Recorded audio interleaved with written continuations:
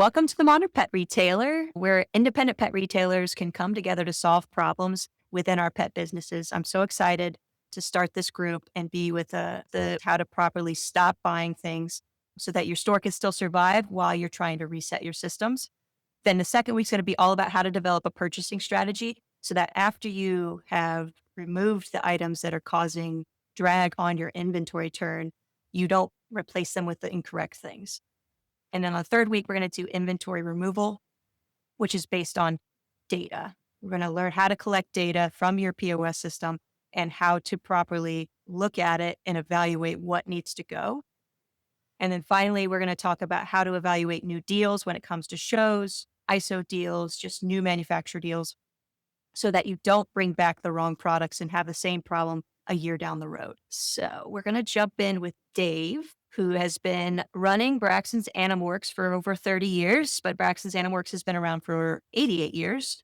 So they have literally seen the start and the development of the pet industry, coming from like animals being treated as just working animals to what they are today, which is part of our families. So I'm sure in those 30 years and 88 years, Dave, you've seen kind of a transformation in how inventory works and how it's managed, because you've gone from 150 SKUs possibilities to 10,000 plus probably to manage. Yeah, in the 30 years, I remember as a high schooler in the mid 80s, basically it was my dad's shop, and actually there was a lot of inventory. You're right. I think in the beginning, it's probably just the most practical things, pictures of the store that my grandfather ran. You just had a couple choices of bowls, you had a couple choices of foods, and a couple choices of collars. It wasn't thousands of items. Yeah, and the evolution of different types of items and categories that are available for our house pets now is pretty incredible. It's overwhelming, really, is what it is. Definitely. Yeah. So since we're talking about inventory freeze, this is something you've done and executed already within your own store. Tell us how you basically three-step process of how you basically froze the inventory so that you could reset it. Yes. So during the COVID pandemic, we closed our doors to customers in the store for about 6 weeks from mid March through the end of May. And the stress on the business with the change in buying patterns just made inventory issues very apparent. And I was kind of operating the business, but our manager at the time was managing inventory and buying inventory levels, stuff like that. So I had more or less abdicated the job to him and allowed him to do it without the guidance I think that I should have been participating with. So at the time we had a high level of inventory, over $200,000 and closer to 220. And when the pandemic hit, it just became obvious the slow movers and non-movers. And I just hadn't been as diligent as I should have been. So to give him, our manager, the strength to easily reject reps who were coming in and still trying to sell, I basically made a inventory freeze program that explained and articulated really what we wanted to do going forward so that he could hand that to the reps as a just one sheeter, or just have talking points as a conversation so that he could say, look, these are the guidelines. We're not buying anything that's new. We're only buying replacement inventory. And that was the starting point of our inventory freeze. Gotcha. Yeah. After you communicated with reps, he has kind of clear guidelines. What would be the next step of kind of how you evaluated what needed to go? So using our point of sale system, fortunately, we maintained a relatively accurate inventory. I always say you're never going to be 100% accurate on inventory. You just have to get as close to accurate as possible. We had a good point of sale system that tracked customer purchases. So I was very confident in the data that I was getting from our point of sale system, where I could track who were the best movers, what items in the store. And I don't know the number. I could go back and check it, but probably over 5,000, 5,200 active SKUs, maybe 5,500 active SKUs in the store. And now we're closer to 4,400.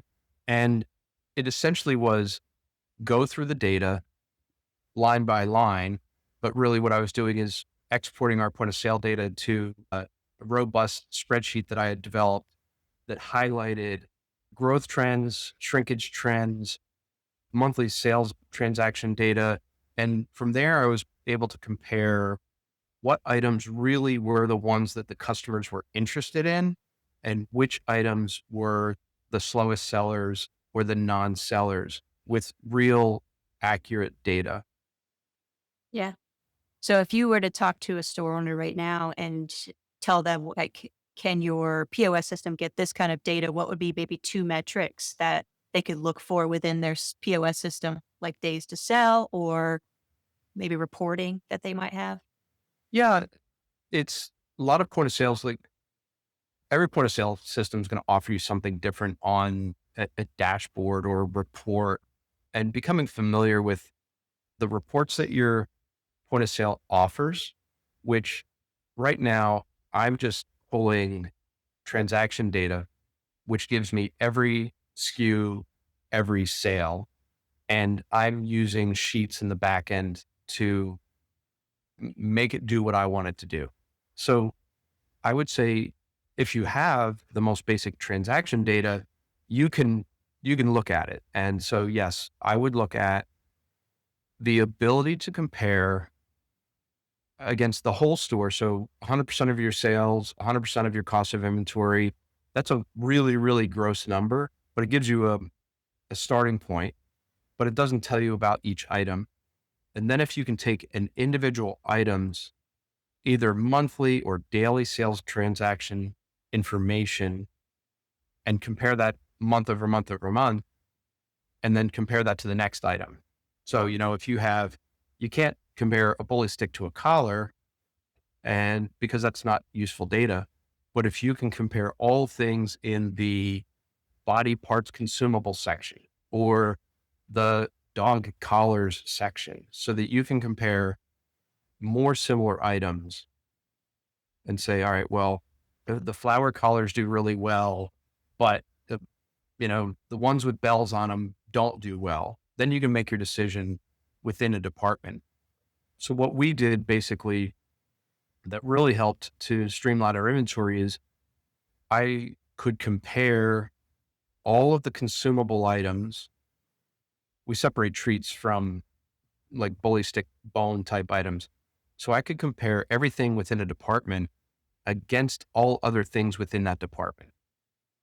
And that would tell me Pareto's law, 80/20 applies to almost everything in our life.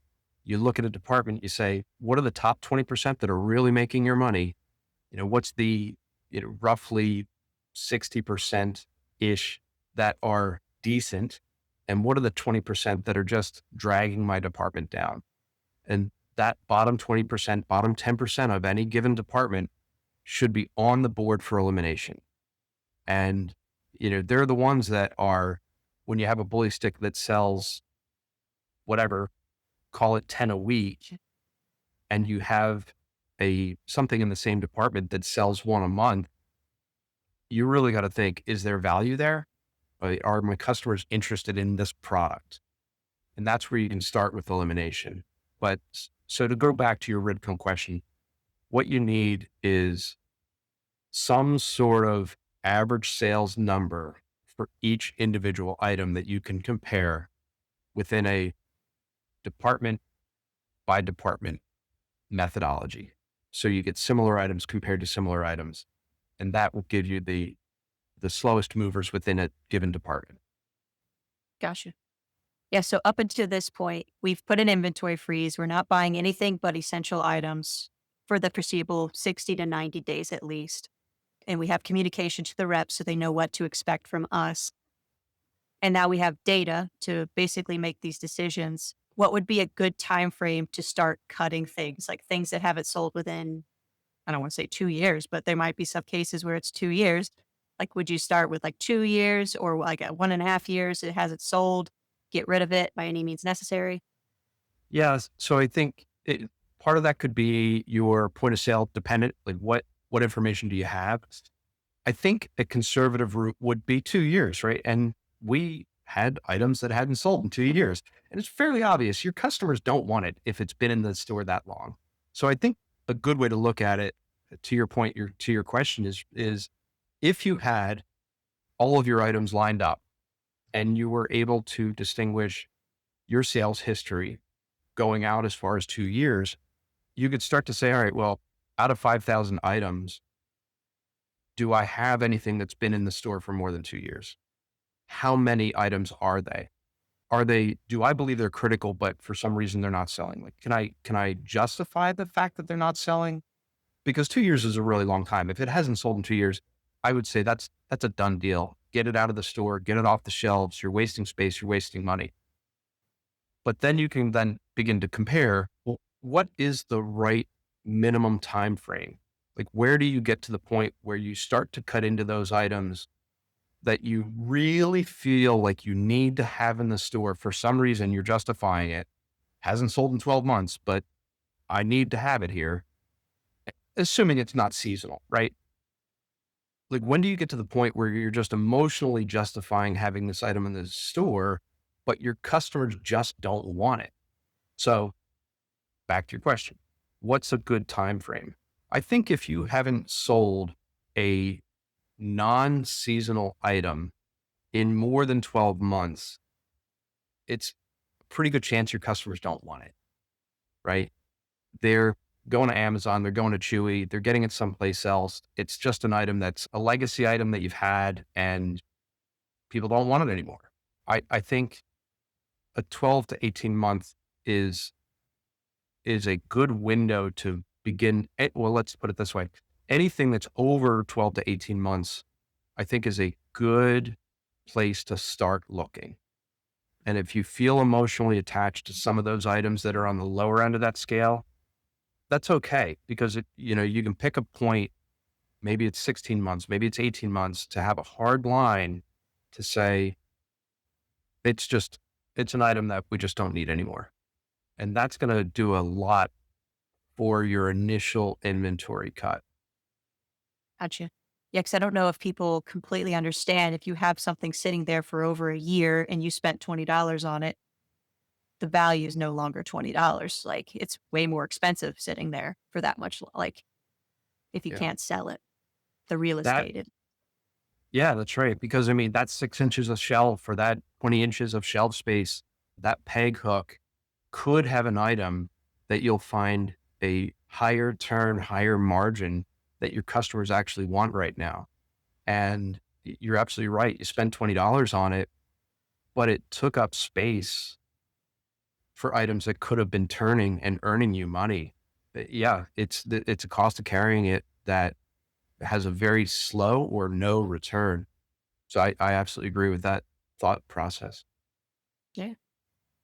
And then I feel like the final step in all this is just making sure that you put writing in place so that when you've made all these decisions and made all these corrections, you don't go back to your old ways and you give your managers, your operators, your buyers guidance so that they do kind of how you want them to execute, basically. Yeah, and we have to think of it this way. I've come to the conclusion, being on this earth long enough and dealing with enough people is no one necessarily is your advocate. You go to buy a house and your realtor is helping you, but they still have a bias because in order for them to win, in order for them to get paid, they need to sell a house. So they hopefully are on your side and helping you get the perfect house. But remember, they still have to sell a house to make money. Your reps might be your friends. You might have a really good relationship and a loyalty to your reps. But at the end of the day, if they don't sell product, they most likely don't get paid. Because many of them are on commission type compensation. So we want to trust our reps. We see them enough. They're our friends. We have a certain loyalty to the companies or the reps that we've dealt with for a very long time, but we have to have a system in place to be able to communicate to our in-house team, our managers, our buyers, anybody that's going to communicate or be looking for products. What is it exactly that we want and how do we want to approach those purchases? So yes, building out a protocol, a system for what our interests are, what we know that our customers are seeking, and what they're taking off the shelf now is going to be an important way to communicate that to the reps that we're dealing with on a consistent basis. So definitely having a system and it in writing that we can communicate clearly everything we want to our managers, to our buyers, and consequently out to the reps and the people that we're buying from. Yes, definitely. So, with this being your first run back when in 2020, when you implemented this freeze, what mistakes did you make early on in the process that you kind of learned from? Well, there was a huge sense of urgency in 2020, even though we were very fortunate to have one to stay open. A lot of businesses were not able to stay open. We had some very, very loyal customers that were continuing to shop with us. And we had a really good point of sale system that had our customers' information. So all of those things helped us stay active, selling products, buying products. But the sense of urgency to shift, I think, forced me to cut too hard too fast. So I was looking at not only like products that were not selling during COVID, like a lot of the ancillary products, impulse buys when people walk through the store that they pick up, they weren't buying. So I saw that, but I also saw the 2-year-old products that had to be cut. So I was in a very sort of like hyper diligent, fast moving mentality. And the result of that was cutting too many products too severely, too quickly, without having the mentality of what what are the replacement products? What are the things that I have to bring in to keep the shelves full that I can bring in that's going to be new and different, but similar to what my customers are already interested in. So, I mean, I would say the biggest mistake is I was cutting too much product too quickly that caused, a few gaps on the shelves. Of course, that was combined with COVID, where there was also slow inventory from our distributors and from manufacturers. So that exacerbated it. So we had some gaps in the shelves that were more than there should have been, partially due to manufacturing gaps, but partially due to my own inventory cutting. Yeah, so definitely important to make sure that you don't go too deep too fast. Yes, we want to rebuild inventory sort of in parallel with cutting, and using the same numbers we talked about earlier is while minimizing some level of redundancy on products, figuring out what's the secret sauce of what our customers want right now. What are the fast moving, high velocity products? What are the better margin, more interesting types of products that we know our customers want? And every time you kill a product and you've freed up some shelf space, put something better in its place, something that has a much higher likelihood of selling and selling quickly. So that would definitely be, if I were to do it again today, I would be looking to buy just as much as I was looking to eliminate. Gotcha. How long before you started seeing kind of results of this inventory freeze and kind of the benefits of it? So there's a lot of, maybe hard to say obvious, but in retrospect, obvious advantages. That word. There's some obvious advantages to this process, but there's a lot of subtle advantages that could very easily be overlooked. So I saw very quickly, just mentally being able to say, these products haven't sold, set them aside. So mentally, that was a really good sort of, I can look at the numbers and I can tell with a very high level of certainty, they haven't sold in the last couple of years, last 18 months. They're not going to sell in the next 18 months. I don't want them here. So sort of mentally, emotionally, it was good to kind of like do some spring cleaning. Also, just being able to focus then on the right products was easier for our buyer, for receiving, and for cash flow. So we were not investing time, energy, or money looking at things that we had identified as areas we didn't want to focus on. So it was really amazing how, first we think of from a financial perspective, being able to pare down the inventory. And that's one of the obvious things is, well, a lot of times you get cash back. You go from 220 to 180. There's a $40,000 delta there. Some of that inventory we sold through and got the cash back, some without replacing it back into new bad inventory. Some of it we did have to throw away and donate. So we didn't get all of that $40,000 back. But what it gave us was a ton of focus. And so your question revolved around time. We opened up back at the end of May in 2020. I got to say the whole process of rebuilding probably took at least 2 years, which and again, in retrospect, it would be way easier, way faster now knowing what I know. Starting to see the benefits in ordering, in receiving were nearly immediate because systems got simpler. Product lines got simpler.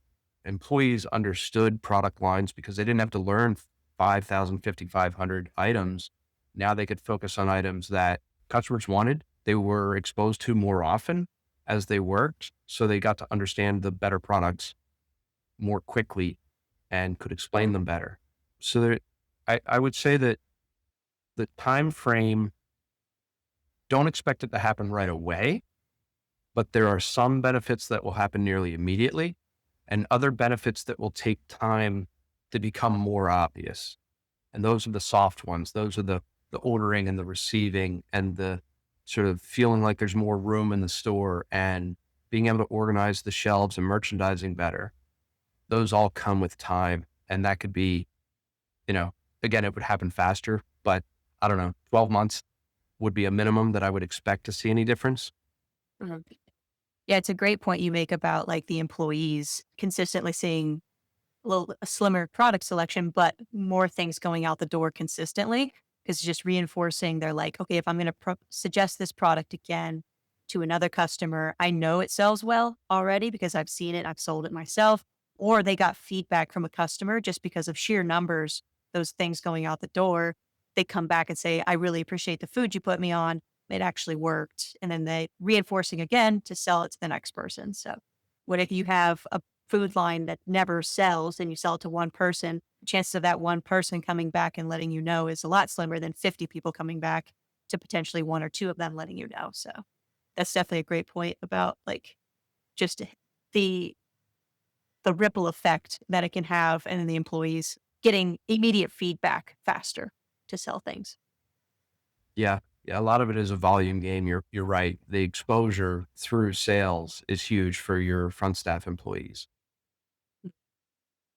So were there any reports that you or any kind of metrics that you didn't look at before that you look at a more frequent basis now? So there's a gross margin return on investment, which is the dollars you make on an item times the turns. And turns is your average inventory at cost divided by the total sales at cost by that item. So turns is a really good metric because it lets you know. And again, people often measure the store by turns. Like, okay, a healthy retail could be 8 turns a year, 6 to 8 turns in retail. Some industry analysts say pet supply retail is lower than that. But anyway, it's a good benchmark. But again, this is a very gross number. If you're measuring 100% of your items and your turns on that item or your GMROI, gross margin return on investment on a whole store or even a whole department, because within the whole store, you have your best movers that are turning all the time and making all of your money. And then you have your dogs, right? You have your items that haven't sold in 12 months, only sell once a quarter. And so what I really started doing that helped me refine it is build better departments that define the difference between certain types of items. So we know that like, okay, dogs and cats, that's obvious. Dog food is different, but we actually have two categories within dog food. Actually, we have 8 categories within dog food. So we have what we call national brands, which are the ones what we feel like we have to have in the store, but we don't really recommend. Those are the Pro Plans and the IAMS and the Science Diets and those ones. Good foods, veterinarians recommend them. We have them in the store for our customers, but we don't push those foods. We have what we call holistic, but it's really sort of the super premium type, your Farminas, your open farms, from like all of these foods that are, but we separate the category because we have to understand is how does holistic sell differently than national? And of course you have your food medium differences, your canned foods, you have your frozen foods, you have your freeze dried foods, you have your foods that are, you have your feeding products that are not foods, the toppers and those things. So all of these are distinct from one another because I can't compare a wet topper to a holistic dry dog food. There's just, you just can't compare them. So I think what I've done to make it easier on myself is it sounds horrible, but you know, we have like 40 separate departments and we have distinct reasons the why items are in particular departments. What that does for us is it allows us to compare in a more refined way. If I'm in a treat department, is it a biscuit? Is it a training treat? Or is it a jerky? Because if I compare them together, it's not obvious. Let's say I might think the biscuits just don't sell because they sell less than a jerky. But if I separate biscuits and I have 20 items in the biscuits, I actually see a distribution across biscuits. So now I know the worst biscuits that I can eliminate, but I'm not going to eliminate all biscuits because there are some biscuits that sell well for biscuits and Mhm. my customers want them.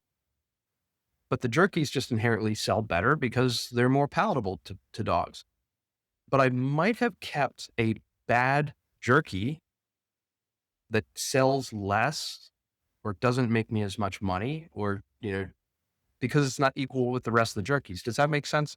Like if you Yeah. break down your categories in such a way that you compare the most similar items from a customer's perspective, then you can compare who's the winner in that department. Another good example is rubber toys. If we were to look at all toys across the categories, the rubber toys are the slowest. And we might just think, well, just eliminate the rubber toys. But if you break rubber toys out from, say, soft, fluffy toys, then you're you have more information. Then you can keep your best rubber toys that your customers need and want for those tough chewers. And you will eliminate the slowest moving soft, fluffy toys, even if they sell better than the rubber toys, because you want to get a better soft toy, a more competitive soft toy, a more interesting and engaging soft toy that has that high velocity, that has the better margin, because you can see the information. So that was a huge step for us to break our departments into logical breaks that helped us compare department by department. And then beyond that, you can then start to look at item per item once you have the departments broken down. And that's where looking at turns and looking at the GMROI really starts to pay for itself because it's a more intelligent way to look at the items and you know within a given department which are the most successful in that department that your customers really, really want and sell super well versus, you know, other areas of products that you want to keep, but they're never going to be as successful compared against, you know, someone else. So that's really, I think one of the things that was it was tough to change. You know, it took some work to think about how to break up products in a more sort of, let's say, nuanced or more detailed way. But when I look at numbers now, it's really, really easy to pick winners and losers and know the products that we want to focus on and the products that are getting slated for, elimination. Mhm.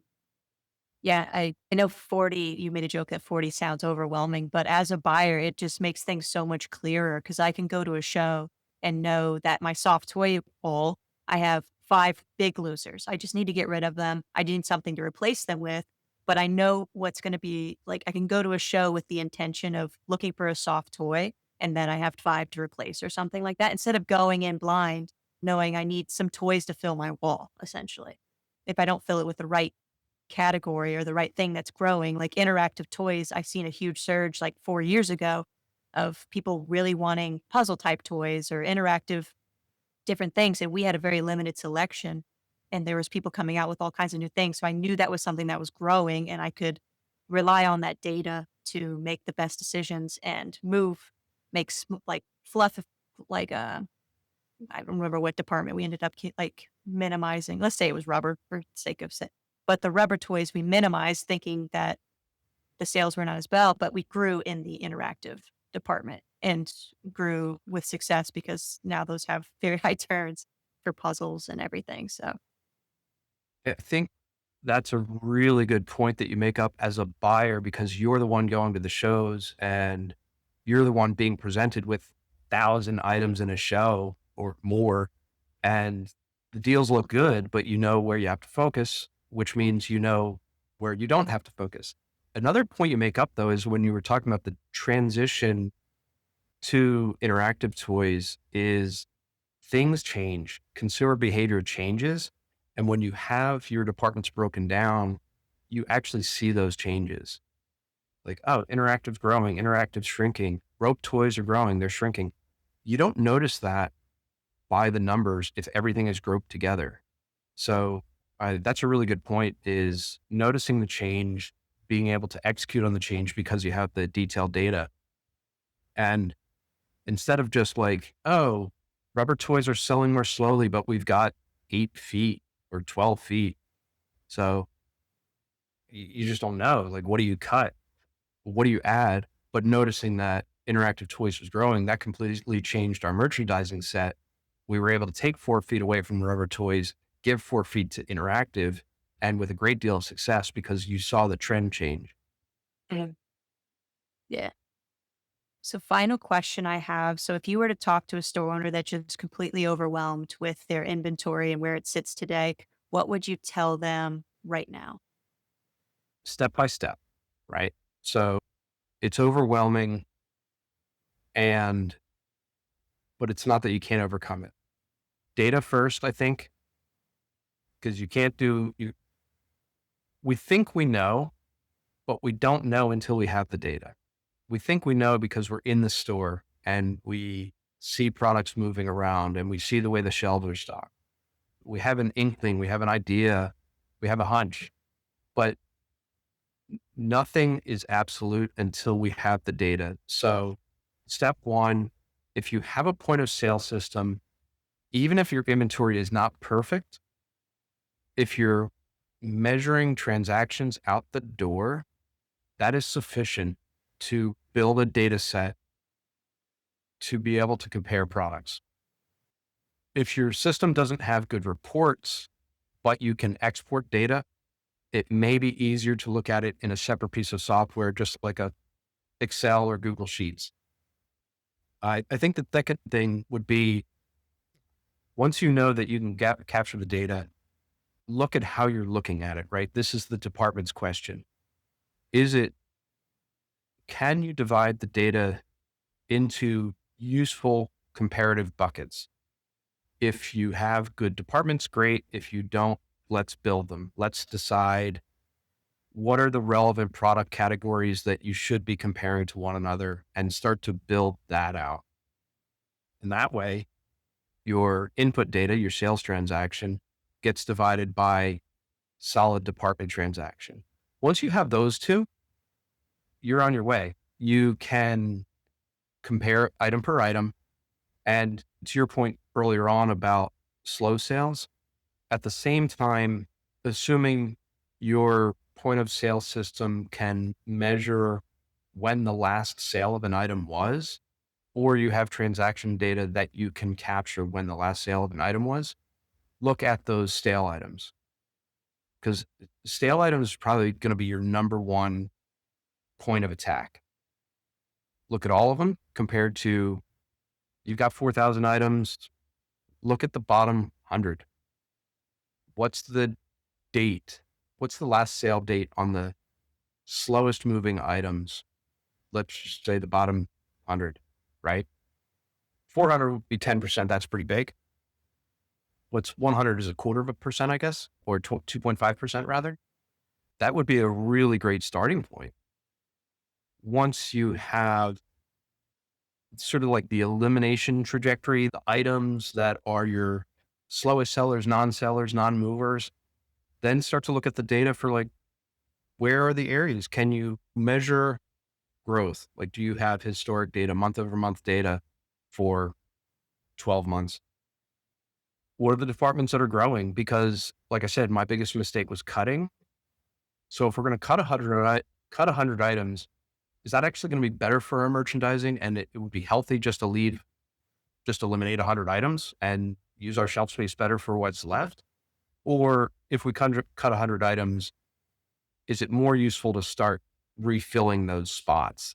And, you know, are you opening boxes and selling before they get on the shelves? Are your shelves like super packed and not well organized? Just cut 100 items and organize your merchandising better. You know, make things look prettier, and you'll automatically sell more of those items because they're going to look better. If you're going to eliminate 100 items and that's going to leave big gaps on your shelves, all right, let's focus on best selling categories, best selling items within those categories. Find something similar but not cannibalistic to put next to it, right? Bully sticks are selling really well, but you haven't built out a lot in collagen that customers are enjoying now. Find some collagen items that are going to be a good, solid, durable chewy that customers have. You know, they like them. They think they're safe. They're good to go. Start building out that category. So data's number one. Find out what formats of data you can get out of your point of sale system. Start to look at how you might sort your products into intelligent categories so that you can compare similar items to similar items. At the same time, looking at historic sales to look at the dead things, the things that are absolutely not moving or moving so slowly, it's proof that your customers just don't want them. Slate those for elimination. When you slate them for elimination, make the decision, do you just eliminate and merchandise better? Or do you have to eliminate and replace?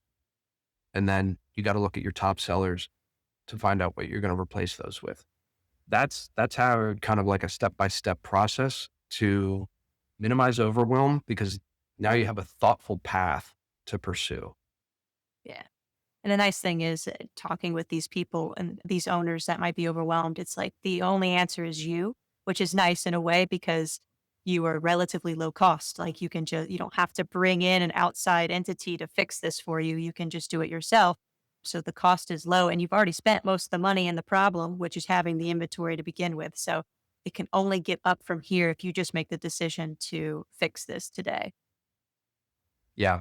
Yeah. You'll get a little bit of cash back by selling items, discounting them or moving them out, but you'll certainly get cash back by not rebuying the slowest items and focusing on the best items that move faster, that have better margin. Yeah.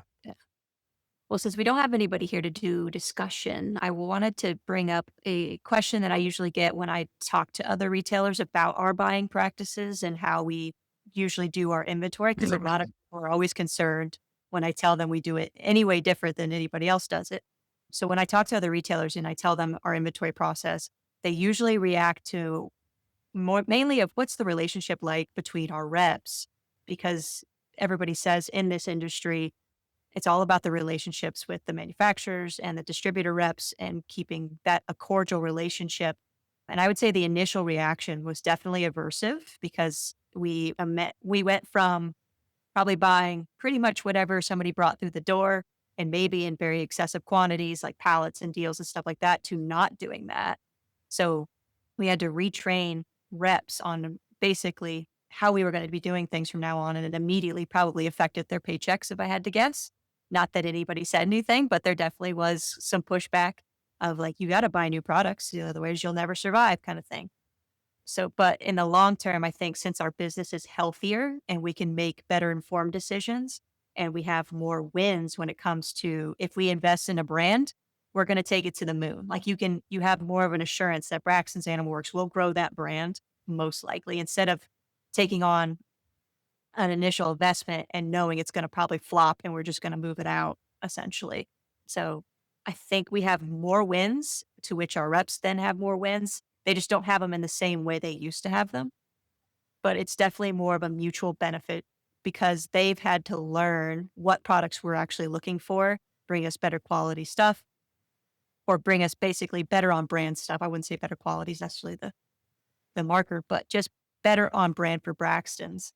And they've had to reform, but the relationships are very strong. And even though we don't buy in excess, we don't do handshake deals to help people out because if it's not helping us out in the long run, if we go out of business, they're not helped out. So it's just definitely a better relationship. But just right up front, it was a lot of pushback, I think. You're like, yeah. So. I think to carry on that with the rep relationships is I noticed almost a division, let's say down the middle, but the reps that had really sort of the most proactive look and the most engaged mental process that, to your point, want to help Braxton succeed. It's not just a job where they get paid. Those reps were the most excited and pretty much engaged right off the bat. So like, oh, this is a good idea. Even anything from scheduling meetings so that your time is dedicated to the rep and not going to be distracted by anything else. Or if they just walk in on a whim, are you going to have time for them or not have time for them? But when we can think more clearly and articulate more clearly what it is precisely we're looking for, it makes those meetings just that more what's the word? Productive. Productive. Okay. Because again, we're looking at the reps that are the most engaged and understand they shouldn't just be selling what they're going to get the best spiff on. They shouldn't just be selling, the new product that came into the distributor that their sales manager said, push this stuff. If they're mindful as what's going to do best for Braxton's and they come in with items that have alignment, those conversations go great. And there were a few reps that were very upset. Say, well, why aren't you doing the way things you used to do? Why can't you take in these pallet deals that we used to do? And it was harder for them to understand that we're just buying different and focusing differently. But I think pretty much everybody at this point, to your point, is like, they're happier. The relationships are solid. Yeah, there was a change. There was pushback. And that was a tough period of like, no, sorry, this is just, we're not going to do this. We're not going to buy this. We have our purpose. We have our path. We have our reasons. And if you come along for this ride, it's going to help Braxton. And then, if you come along for the ride, we're going to maintain a good relationship and we're going to keep buying from you. And it's going to be more productive. There's a few, I don't think I can think of any very specific things, but I love your point about like, if we're just going to take something on at the rep's recommendation without being thoughtful and it dies, we're going to get the ISO. We're going to end cap it. We're going to inline shelf it. And then at some point over the next 12 months, it's going to become apparent, 18 months, that it's just not what our customers want. And that's a terrible cycle to think like 18 months of wasted sales space. If we push back and ask them to find us something better that was more in alignment, it would be a win-win.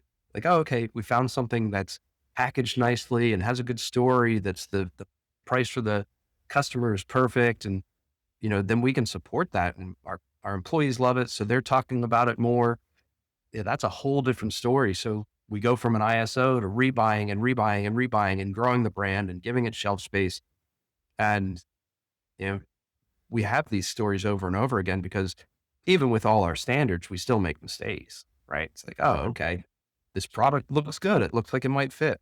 Customers just don't pick it up for some reason. Maybe the packaging was off. Maybe it was priced too high or was not in alignment with whatever was on the shelf, and it just dies. And actually, to the numbers problem, I think you've done a really good job of setting a new product line window. Like, okay, if it's high velocity section like dog treats, and we give it a really good 3-month push where it's been end capped, employees have been trained on it, it's been promoted through social media. If we did everything we possibly could to sell that product and it's just not selling in 3 months, it's got to go. And I think I got to give it to you is like for those types of things that you give it a 3 to 6 month window. And if it's just not getting the traction that we would expect from that department, just replace it. There's 10 other lines waiting to get that spot. And that's the type of thing is even that helps our reps, right? Because, okay, we tried it, didn't cut it. Show me something new and better. Mm. So yeah, the rep relationship thing was pretty tough right in the beginning because I think there was lack. I think we understood what we wanted to do, but they had a hard time coming into like our understanding of what we wanted to do. Mhm. Yeah, and I don't know. I just noticed with some of the better reps, they started working upstream a little bit harder. So since we weren't buying in bulk, and that's usually when the discounts started kind of coming, is when you started buying bigger quantities. They went to brands, and I'll use Open Farm as an example. When we brought them in, their initial ISO was like 30% or something like that. That's what they kind of offered across the board if you brought in X amount of products. But our rep, our distributor rep, went to Open Farm and they're like, if you bring this into Braxton's, it will do really well. They will just take it for you and just go with it. On top of the fact that they have really good marketing, but they knew that they had to get it placed here because we'd had so many wins in the past. So they went and whether they worked out the deal on the back end, we got way better ISO deal than what I would expect at a lot lower buy-in because I don't think we started with even half of what they normally do as their 30% ISO deal. So we got it at a bigger discount and then also did not have to buy in as much at the same time. And then we ended up taking it to the moon with their Yeah. help, definitely in tandem. But I like their example a lot because I didn't have to do any negotiating personally, which is not my forte anyways. The rep did it for me, knowing that it had to be placed here, like knew it was going to be a good fit. The only reason we hadn't invested is because it was going to be a pricey investment. And we weren't sure if that price point was going to translate to the customers too. And then as soon as they made it work for us, basically is how it got in here. So, Yeah. And I think at this point, all the reps understand our process and we've gotten really good feedback from those reps that are sort of have the alignment, have the understanding of what we're doing. And I agree, like then they'll do way more diligence to bring the best products in and then to advocate for us on the manufacturer side. I totally agree with that. uh, So interesting. Do you have other thoughts or questions? Because since we have a little bit of time. that's the big one when I go to shows and I talk about our inventory process that comes back up. I was trying to think of another one. I think another one being if so we currently run our inventory at like a sell here or buy here. Like as soon as it's sold, we're buying it kind of Yep. thing. So like a Yeah. 2 week Replacement. Yeah. Replacement. replacement Yeah. type things, which is very, very lean. I think since we have systems in place, it works for us because we could catch things that are going out of stock and might not be coming back from distributors. So we can either replace or maneuver things to get them in the right, to get them ordered.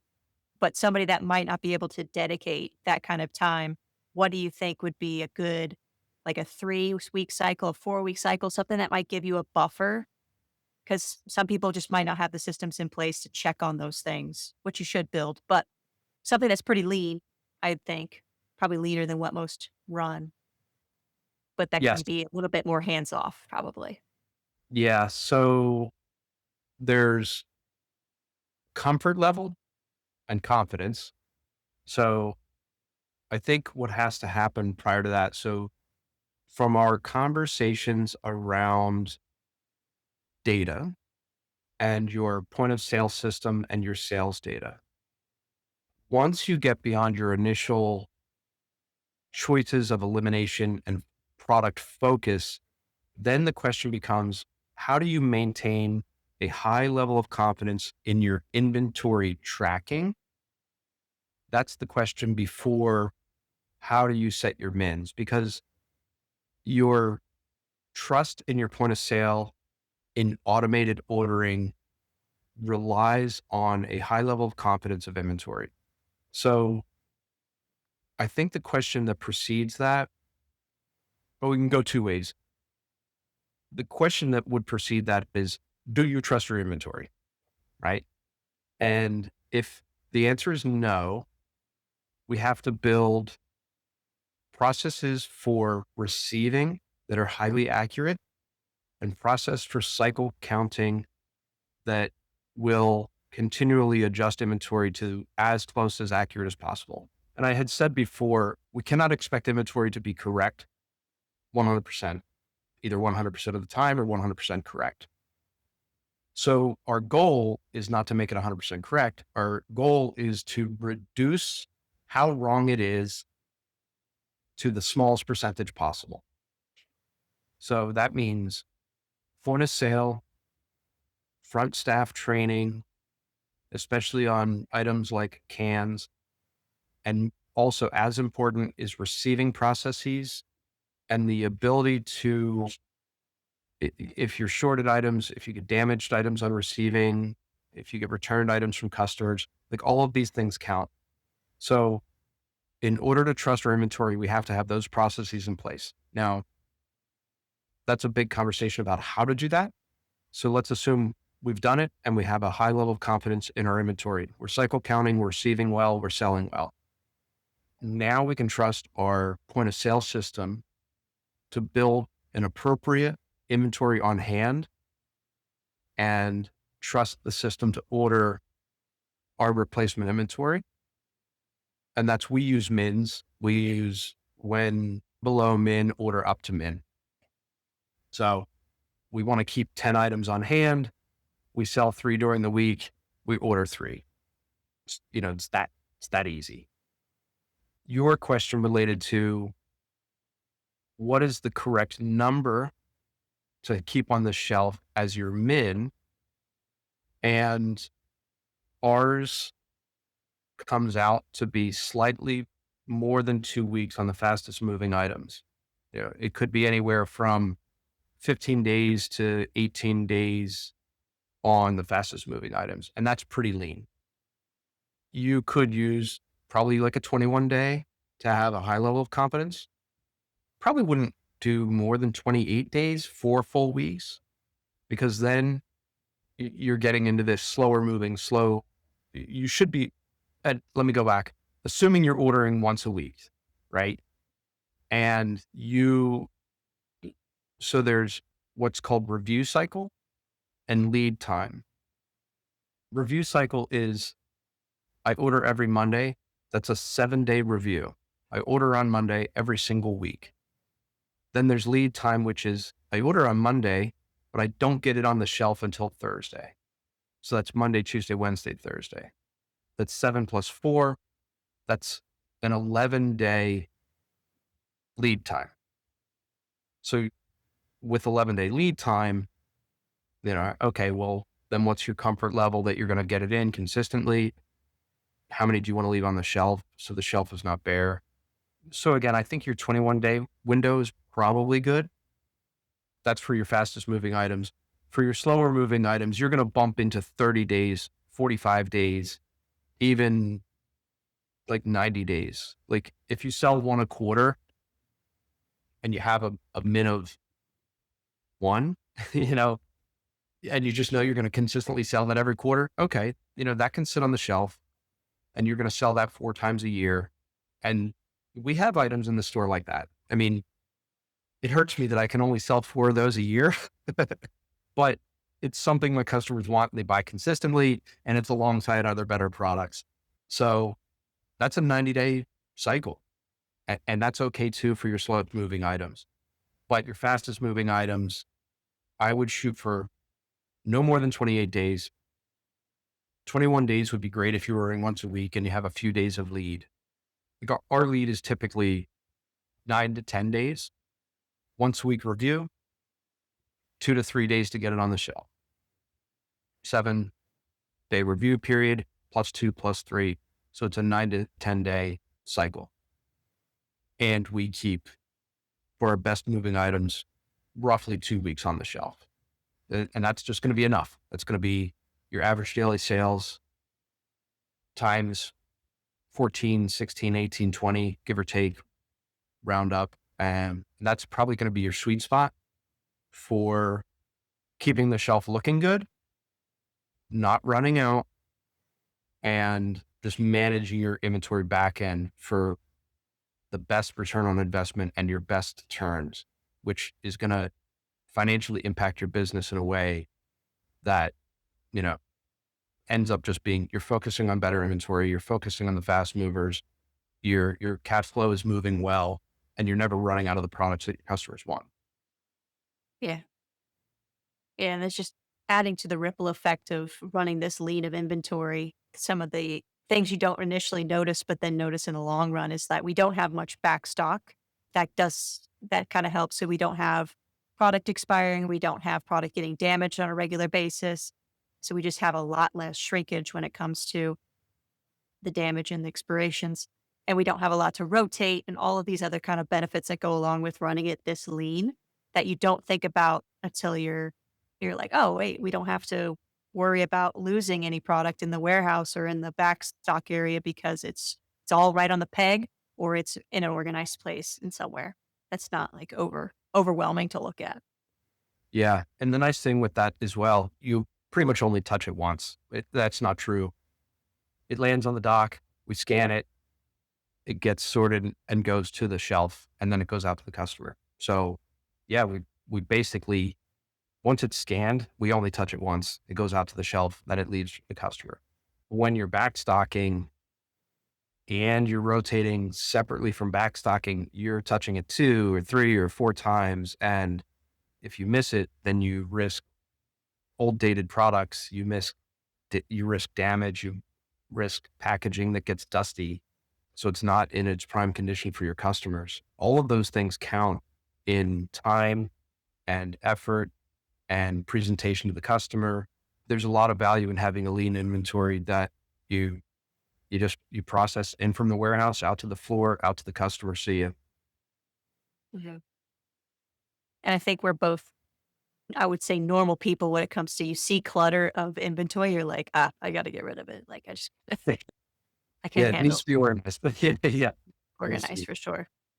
So if you just don't have it, you don't have anything to organize. Yeah, and that's one of the soft benefits of lean inventory is mental clutter. Physical clutter begets mental clutter. It's harder to make decisions. You have to move things 2 or 3 times. You don't know where you should store it. Oh, what's in that box?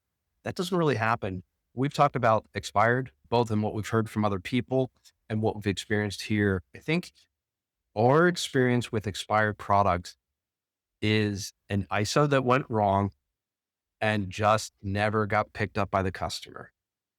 And there's a few lines that we brought in that we thought would do well. We made the decision carefully. We put it on an end cap. We put it on a shelf in line and it just never sold.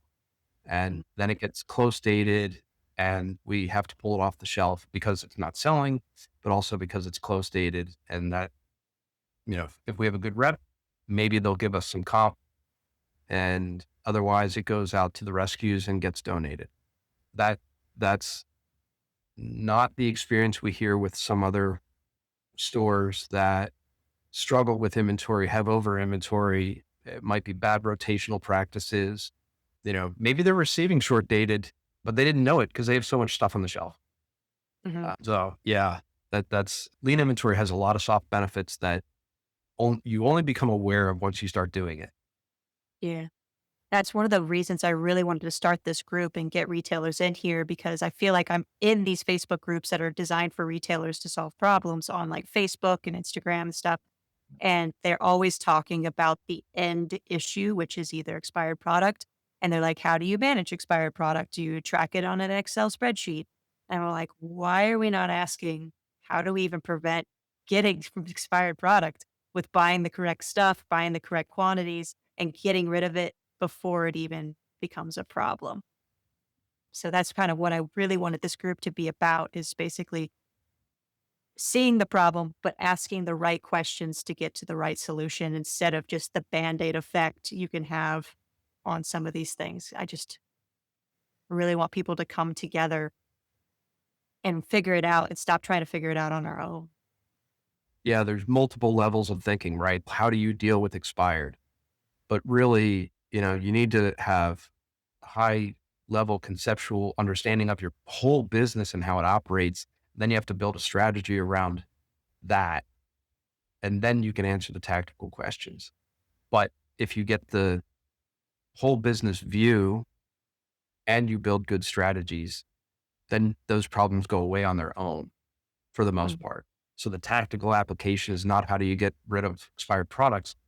The tactical application is how do you receive and sell products in a way that doesn't allow for expired products. What's your experience now when you're exposed to a buying situation, whether it's with a rep in the store or it's a show deal and you can have data at your fingertips? What's that experience like end to end from the point you shake the rep's hand to the point you walk away buying or not buying?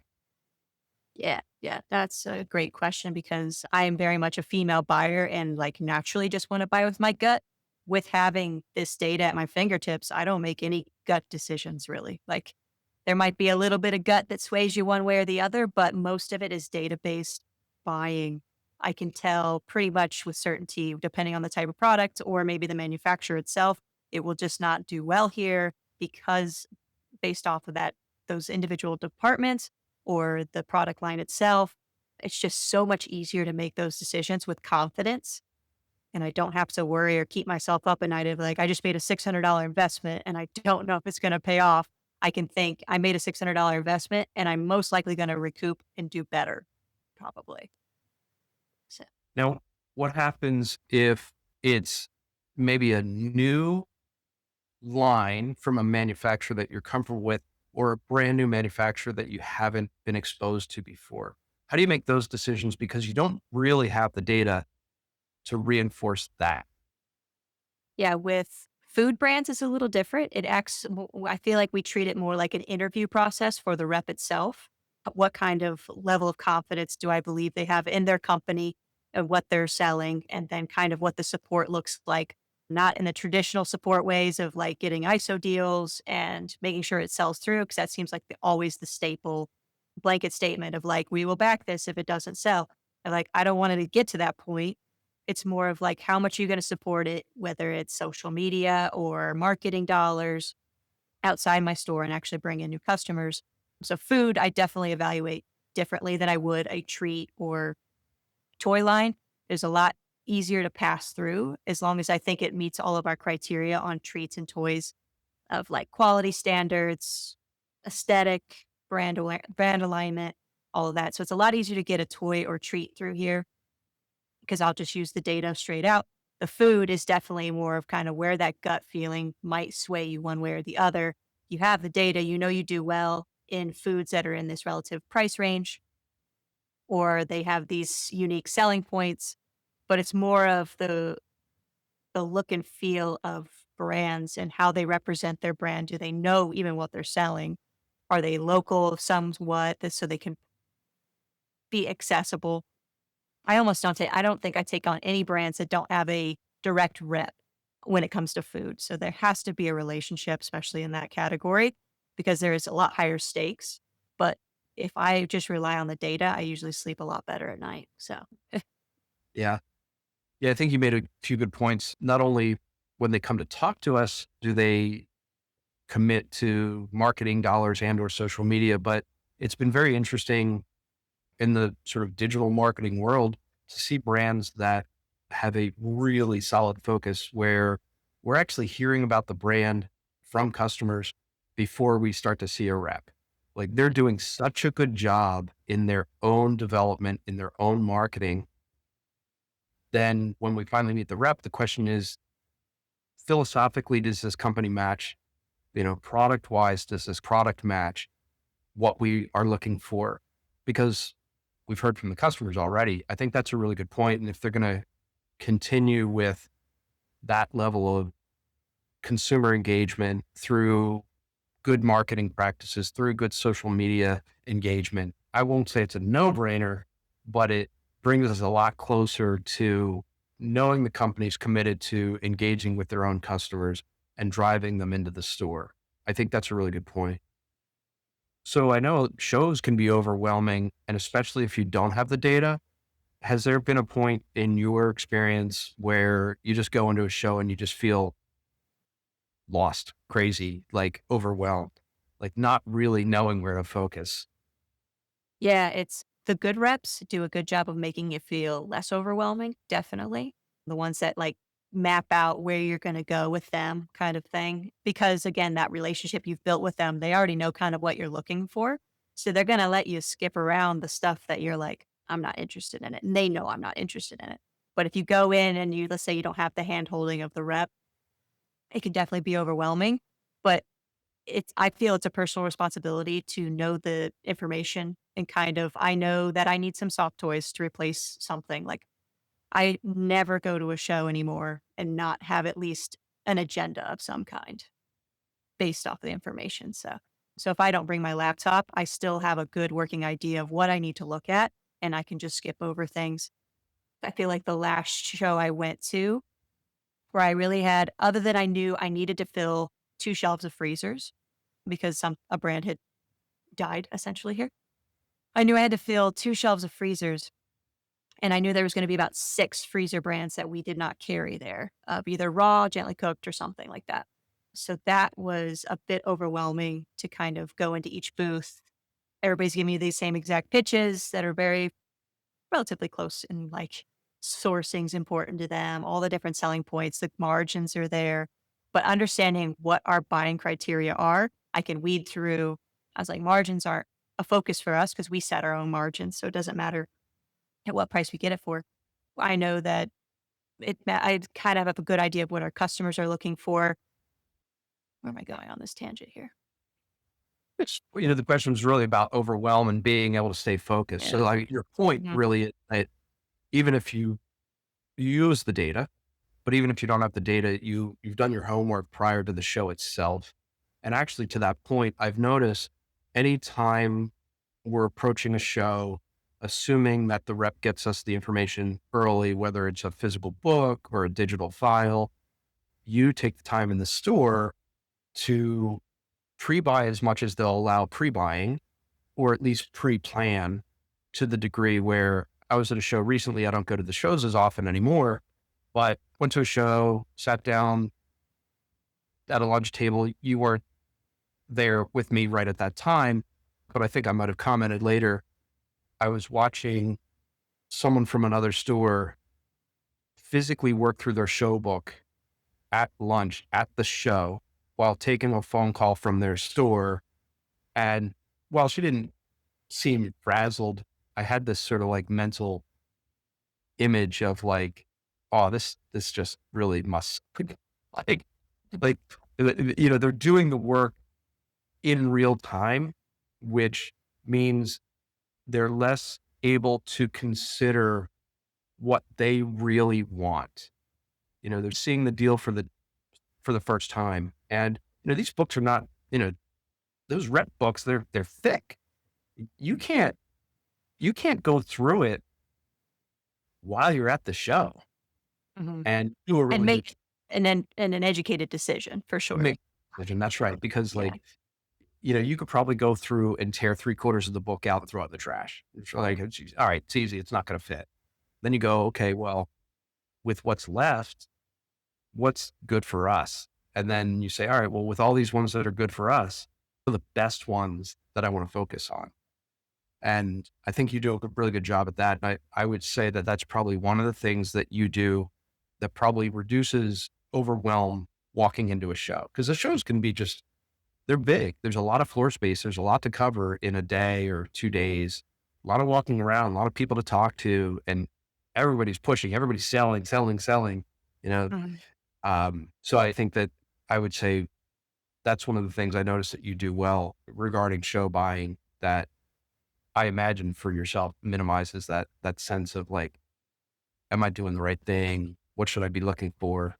Is Yeah, because I'm not naturally a spender, and granted, I'm spending your money, but it's very anxious. Like, if I don't know and have the confidence, I will just default to no, and I might miss an opportunity. So that's why I try to stay as on top of the information, the departments that are working, the departments that are kind of lagging behind, and just so I can be like, I know with a certain level of confidence that if I bring this in, the department's going to try and hold its weight with it. I'll launch another question at you from the inventory perspective. And that is, when you look around the store, what's your top of mind when you're thinking about either adding or subtracting products? Like, you might run data first, but what if you're just walking the physical store? Is there any cues that you're looking for that help support those decisions?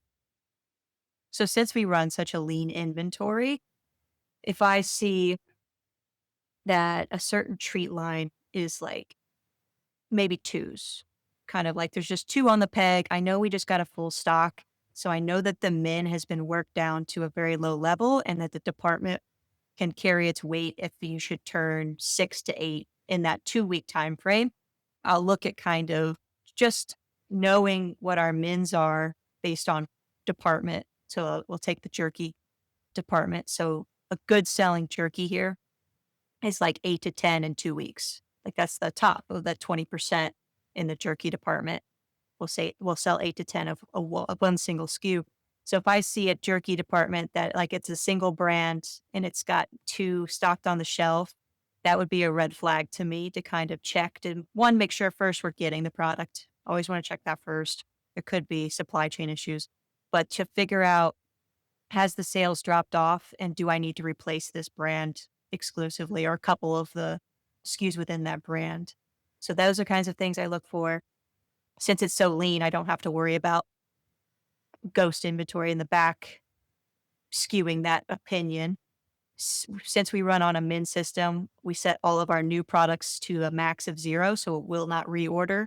And since we typically put new products on end caps, I can see which ones sell out faster and first and kind of adjust those pretty quickly.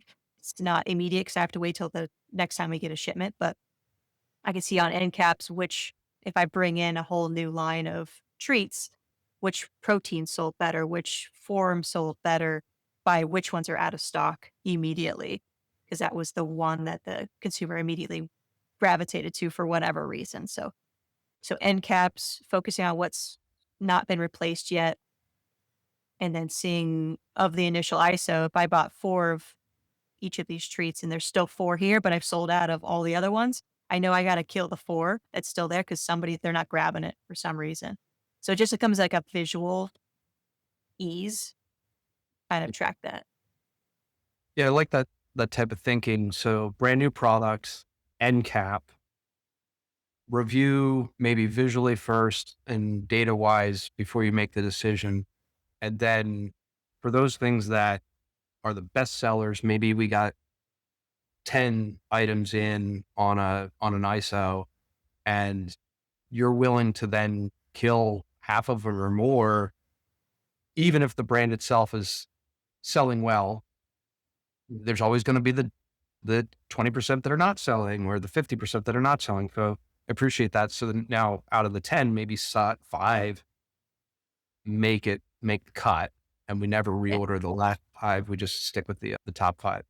Now, from a data perspective versus just walking the store is, do you have a review cycle, a period in time between reviews that you'll look at possibilities for elimination, or is it more triggered? So is it like a time-based trigger? I'll do it every month.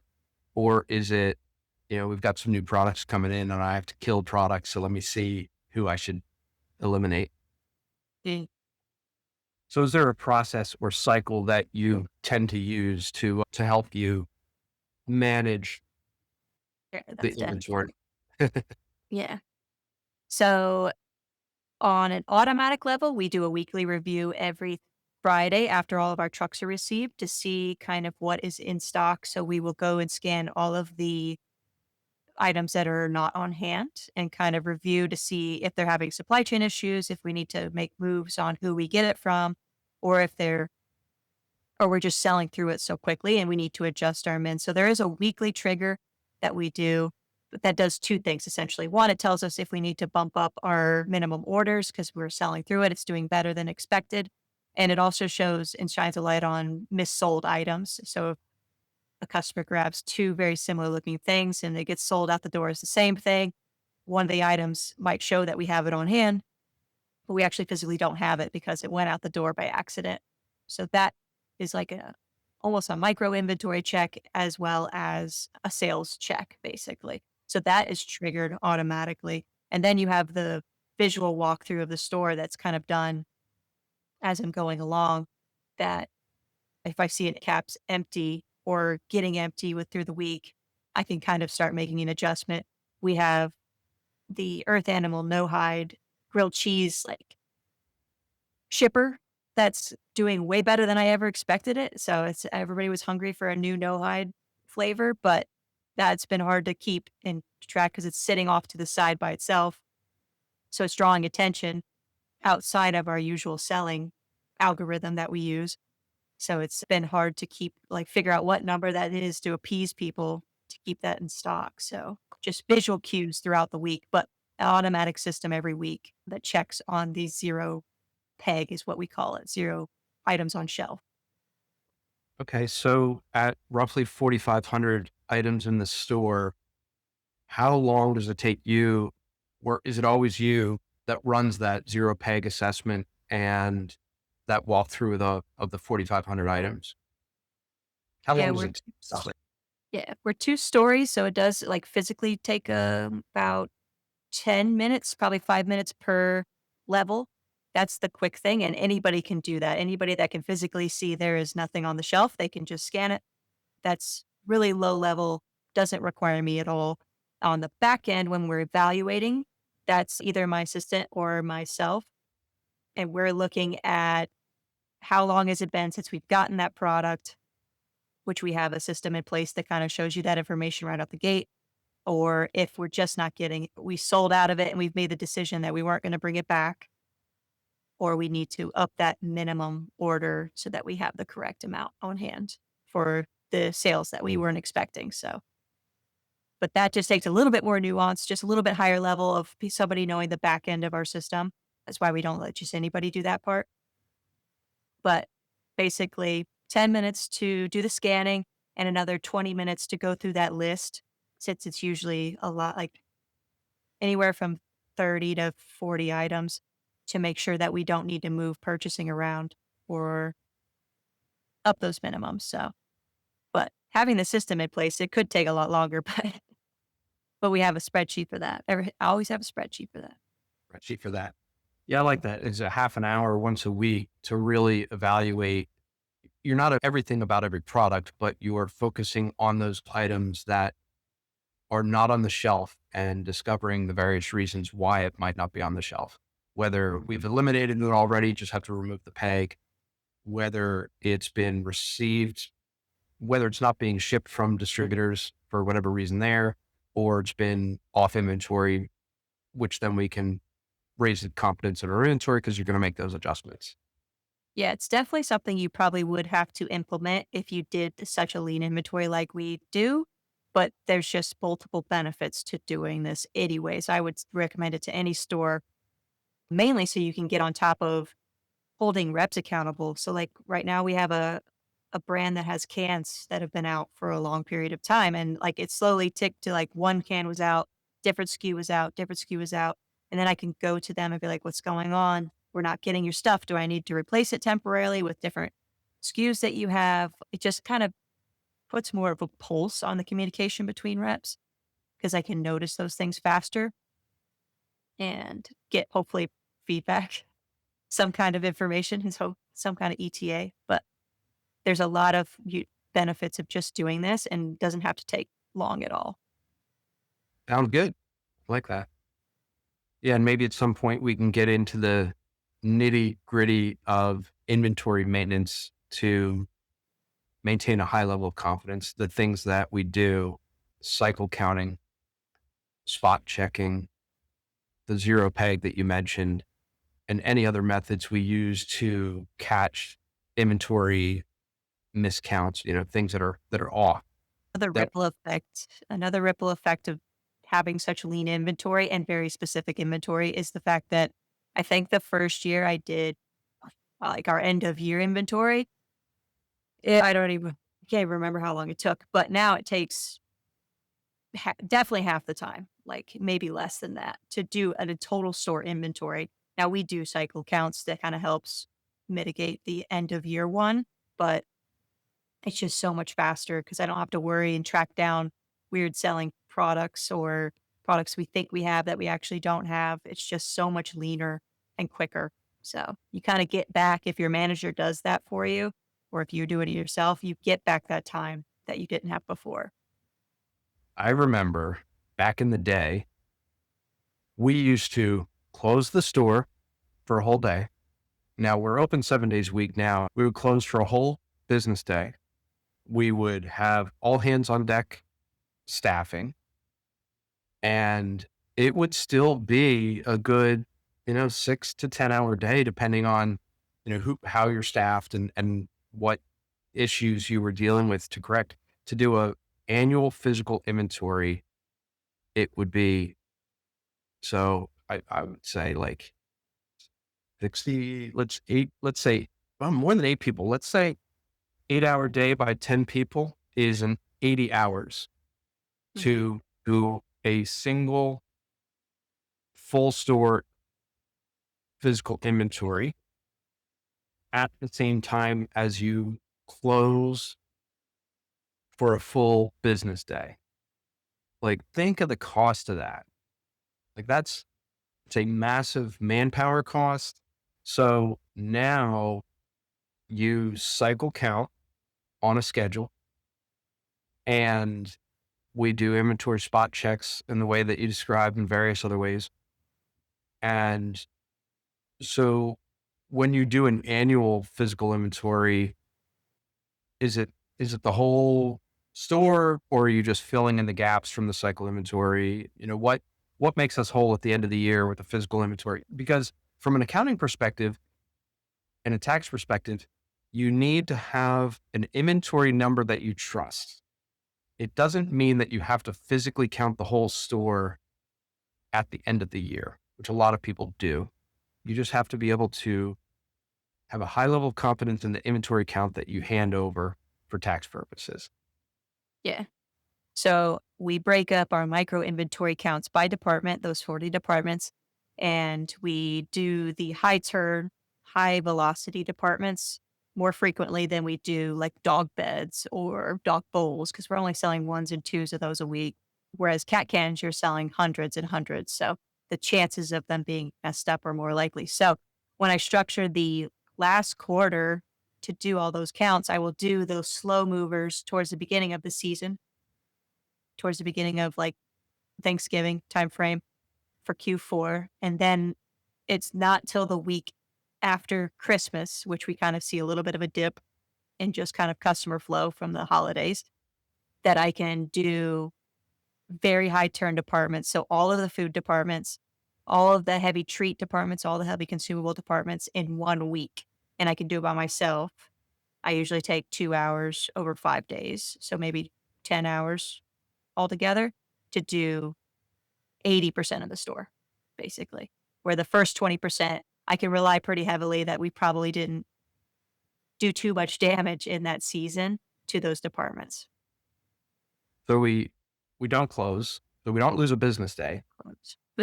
And either you or one or two other helpers on occasion, depending on whether you're cycle counting or final counting, would you say, given your 10 hours at the end of the year, what do you think the total man hours put into wouldn't even like, it's not even fair to do all cycle counts because you're repeat counting multiple areas that are the high velocity areas that you're talking about. So like we might count dog and cat cans 4 times a year, right? Yes. Yeah. And those are definitely the ones that take you the physically longest for sure. So I had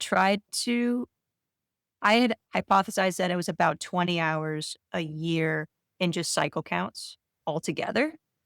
Okay. And then that's not counting the zero peg where you do a little bit of the nuanced investigations kind of thing. But doing those helps cut that time down because you have less inventory discrepancies to look at when you're doing those cycle counts. So I think it's 20 hours. I wouldn't be shocked if it's less. Yeah. So never closing for inventory and maybe 20 man hours to have physical inventory counts and spot check counts that we have on a day-to-day ordering basis. We trust our system explicitly. We know it's never going to be 100%. We know there's going to be errors, but we can trust it for our weekly ordering, which again, we were talking about the soft benefits. We do all of our weekly orders again, maybe in 4 hours a week. Do you think that's a fair number? It's probably high. Probably less. Yeah, it's probably Yeah. less. I think it's done in like 3. But again, Yeah. he can trust the system, trust the numbers, and trust the minimums that we have set based off of our what's that file you call it now?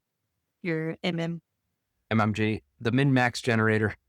yeah, so the using the min max generator to set our mins to how we prefer to buy products.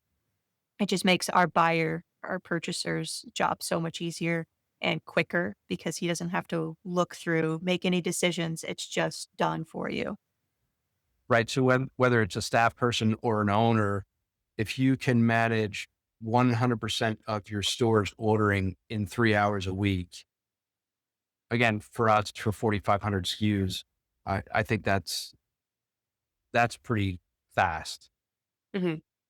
I've seen people hand count their stores, and I can't imagine it anymore. We used to do it. I mean, everybody's going to start there, right? Yeah. But when you have a Right. system, building your processes to work with the system that you have, the point of sale system you have, building the systems to create high confidence in inventory, whatever time you spend to make that happen, you're going to get it back in the long run. It absolutely Yeah. matters. Yeah. And how much inventory do you think we buy on a weekly basis that he's purchasing within 3 hours? So it's not like he's doing a $600 vendor within that 3 hours. He's doing 5 vendors, $20,000. Yeah, then I'm to do the math, right? So I should know this off the top of my head, but I stopped knowing when I let the system do the work. So not just the core weekly, but all inventory purchases roughly $34,000 a week, more than $34,000 a week. So I'd have to say that's probably, if you're talking about the core vendors, that's got to be 90%, right? Mhm. So more than $30,000 of purchasing, That more can be than done with minimal thought, yeah, basically, yeah, and with a high level of accuracy, so yeah. We find very few misorders, over orders, under orders that are occurring. Um, mhm, so I think that's pretty impressive. I would say ordering the majority of the store weekly at roughly $30,000 across 4,500 items in 3 hours with high confidence. I'm happy with it. yeah, And I'm all one for improvement. Like, oh, how can we make this better? How can we make it faster? How can we make it more accurate? But I mean, honestly, we've gotten to a point where it would only take, each new change would only scrape another, 10 minutes or 15 minutes or, you know, we're at a point where I think we have things, we've talked about ways that possibly to improve that, but there's not much left. mhm, We've narrowed that down to, pretty good process. yeah. Alright, anything else you can think of? I can do the closing. No, I think we've got a lot of good bits on separate parts of the inventory and the thought process behind it. I know that some of my answers were long-winded, but That's all right. That's what the AI is for. It'll just chop them up for you. yep, sounds good. Yeah. Next week, the 29th, we're going to be talking about how to create SOPs within your business that allow you to buy confidently and buy the correct products. So join us 12 p.m. EST, Eastern Standard Time, and we'll see you then.